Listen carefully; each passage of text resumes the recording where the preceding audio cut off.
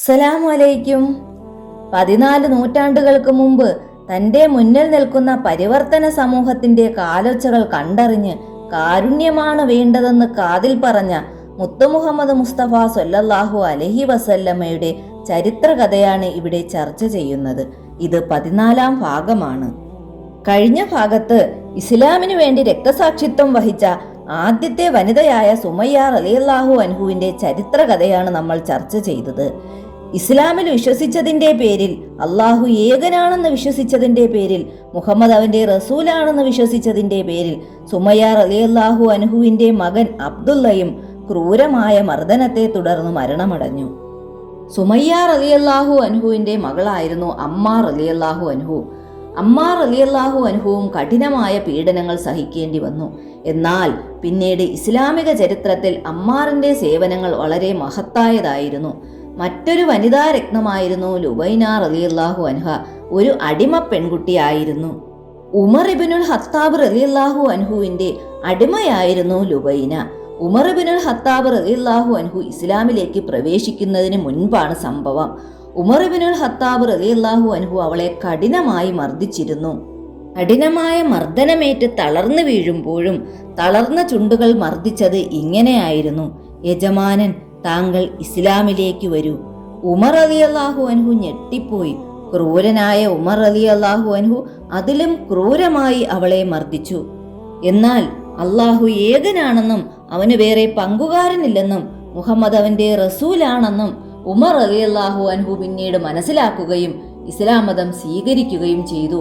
അദ്ദേഹം ഇസ്ലാമിന്റെ 2ാമത്തെ ഖലീഫയായി സ്ഥാനമേറ്റു. നബി സല്ലല്ലാഹു അലൈഹി വസല്ലമ തങ്ങൾ ആദ്യം രഹസ്യമായും പിന്നീട് പരസ്യമായും ജനങ്ങളെ ഇസ്ലാമിലേക്ക് ക്ഷണിച്ചുകൊണ്ടേയിരുന്നു. ഇസ്ലാം സ്വീകരിച്ചവർക്ക് കഠിനമായ പരീക്ഷണങ്ങൾ നേരിടേണ്ടി വന്നു. ഉസ്മാൻ ഇബ്നു അഫ്ഫാൻ റളിയല്ലാഹു അൻഹു ഇസ്ലാം മതം സ്വീകരിച്ചപ്പോൾ അദ്ദേഹത്തിനും കഠിനമായ പരീക്ഷണങ്ങൾ നേരിടേണ്ടി വന്നു. നബി സല്ലല്ലാഹു അലൈഹി വസല്ലമയുടെ പുത്രിമാരായ റുഖയ്യ റളിയല്ലാഹു അൻഹയെയും ഉമ്മ കുൽസു റളിയല്ലാഹു അൻഹയെയും വിവാഹം കഴിച്ചിരുന്നത് അബൂലഹബിന്റെ 2 പുത്രന്മാരായിരുന്നു. തബ്ബത് യദാ അബീലഹബ്, അതിന്റെ അർത്ഥം അബൂലഹബിന്റെ 2 കരങ്ങളും നശിച്ചു പോകട്ടെ എന്നായിരുന്നു. ഇങ്ങനെ തുടങ്ങുന്ന സൂറത്തിറങ്ങിയപ്പോൾ അബൂലഹബ് തന്റെ പുത്രന്മാരോട് പറഞ്ഞു, മക്കളെ, മുഹമ്മദിന്റെ പുത്രിമാരെ ഉപേക്ഷിക്കാൻ. ആ സൂറത്തിറങ്ങിയപ്പോൾ അബൂലഹബിന്റെ 2 കരങ്ങളും നശിച്ചിരുന്നു.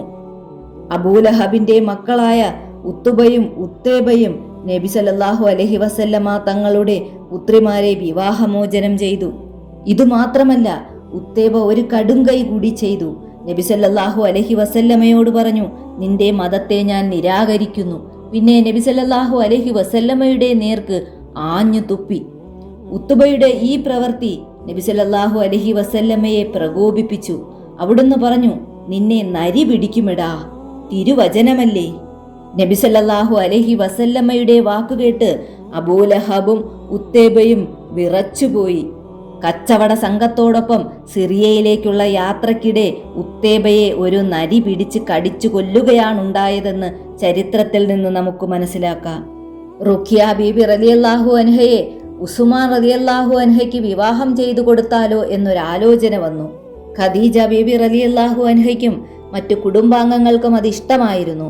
ഉസ്മാൻ റളിയല്ലാഹു അൻഹു അതൊരു വലിയ പദവിയായി കണ്ടു. ഉസ്മാൻ റളിയല്ലാഹു അൻഹുവും റുഖയ്യ ബീവിയും സന്തോഷം നിറഞ്ഞ ദാമ്പത്യം നയിച്ചു വന്നു.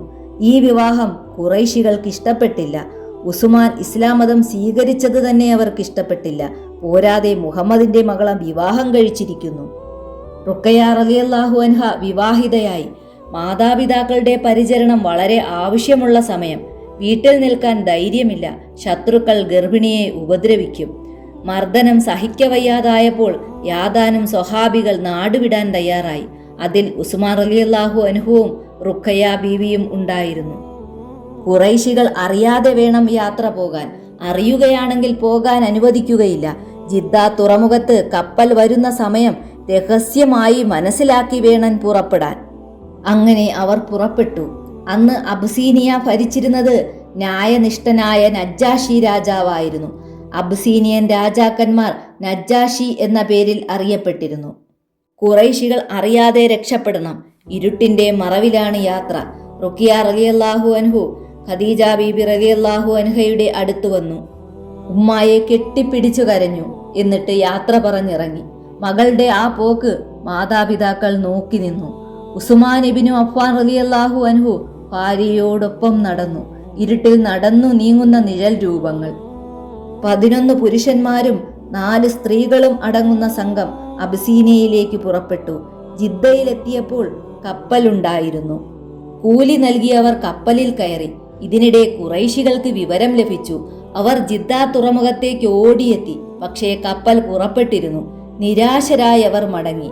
അബിസീനിയയിൽ ന്യായപ്രിയനായ നജ്ജാശി രാജാവിന്റെ നാട്ടിൽ മുസ്ലിങ്ങൾ സമാധാനത്തോടെ ജീവിക്കുമെന്നാലോചിച്ചപ്പോൾ ഖുറൈശികളുടെ ഉള്ള സമാധാനവും നഷ്ടപ്പെട്ടു. അവർ അവർക്കിടയിൽ നിന്ന് 2 ബുദ്ധിമാന്മാരായ പ്രതിനിധികളെ തിരഞ്ഞെടുത്തു. അമ്രു ഇബ്നു ആസ്, അബ്ദുല്ലാഹ് ഇബ്നു റബീഅ.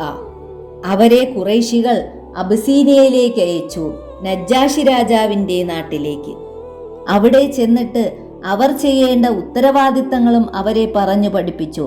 ആദ്യം പുരോഹിതന്മാരെ കാണണം, സമ്മാനങ്ങൾ നൽകി അവരെ സ്വാധീനിക്കണം, പിന്നെ രാജാവിനെ കാണാൻ അവസരം നേടണം. അള്ളാഹു ഏകനാണെന്നും അവന് വേറെ പങ്കുകാരനില്ലെന്നും മുഹമ്മദ് അവന്റെ റസൂലാണെന്നും പറഞ്ഞ് മക്കയിലുണ്ടാക്കുന്ന പ്രശ്നങ്ങളെക്കുറിച്ച് രാജാവിനെ പറഞ്ഞ് ബോധ്യപ്പെടുത്തണം.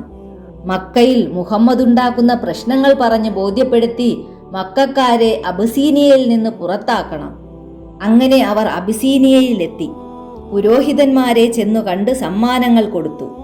ഞങ്ങളുടെ നാട്ടിലെ ചില യുവാക്കൾ നിങ്ങളുടെ നാട്ടിൽ അഭയം തേടിയിട്ടുണ്ട്. അവർ ഞങ്ങളുടെ മതവും പാരമ്പര്യവും വിട്ടു പോയവരാണ്. അവർ ഇവിടെ കുഴപ്പങ്ങൾ ഉണ്ടാക്കും. അവരെ ഞങ്ങൾക്ക് തിരികെ ഏൽപ്പിക്കണം എന്നാവശ്യപ്പെട്ടു. നിങ്ങളുടെ രാജാവിനെ കാണാനും ഇക്കാര്യം ഉണർത്തിക്കാനും ഞങ്ങൾക്ക് സൗകര്യം ചെയ്തു തരണം എന്ന് പുരോഹിതന്മാരോട് ആവശ്യപ്പെട്ടു. അക്കാര്യം ഞങ്ങളേറ്റു, പുരോഹിതന്മാർ പറഞ്ഞു. പുരോഹിതന്മാർ ഇവരെ രാജസദസ്സിലെത്തിച്ചു. ഞങ്ങളുടെ മതവും പാരമ്പര്യവും തകർത്തവരാണ് ഇവിടെ എത്തിയിട്ടുള്ളതെന്നും അവർ ഇവിടെ കുഴപ്പങ്ങൾ ഉണ്ടാക്കുമെന്നും രാജാവിനെ അവർ അറിയിച്ചു. അവരുമായി സംസാരിക്കാതെ ഞാനൊരു തീരുമാനവും എടുക്കില്ല. മുസ്ലിങ്ങളെ രാജസഭയിലേക്ക് കൊണ്ടുവരൂ. രാജാവ് ഉത്തരവിട്ടു. ഖുറൈശികളുടെ പീഡനത്തിൽ നിന്ന് രക്ഷപ്പെട്ട് അബിസീനിയയിലെത്തിയവരുടെ പ്രതിനിധിയായി രാജസഭയിലേക്ക് വന്നത് ജാഫർ ഇബ്നു അബീ ത്വാലിബ് റളിയല്ലാഹു അൻഹു ആയിരുന്നു. രാജാവ് ചോദിച്ചു, നിങ്ങൾ സ്വീകരിച്ച ഈ പുതിയ മതം ഏതാണ്? ജാഫർ റളിയല്ലാഹു അൻഹു പറഞ്ഞു, മഹാരാജാവേ, ഞങ്ങൾ ദീർഘകാലമായി അജ്ഞതയുടെ അന്ധകാരത്തിലായിരുന്നു.